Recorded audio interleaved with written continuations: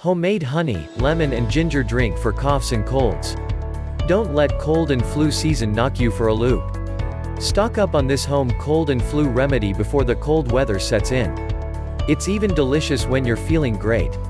For a long time, honey, ginger, and lemon have been recognized for their homeopathic properties.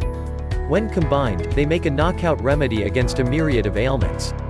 This elixir will relieve many of the symptoms that accompany flu, cold, infection and inflammation. Ingredients: fresh lemon, fresh ginger and raw honey.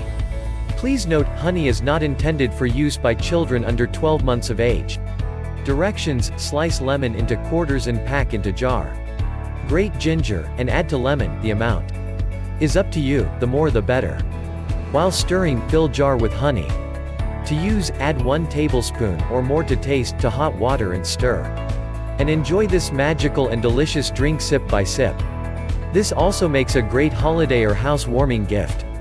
Just add a label with directions and the use by date. Jar can be stored in the fridge for up to 3 months. Did you like the video? Please subscribe and press the bell icon button for more such videos.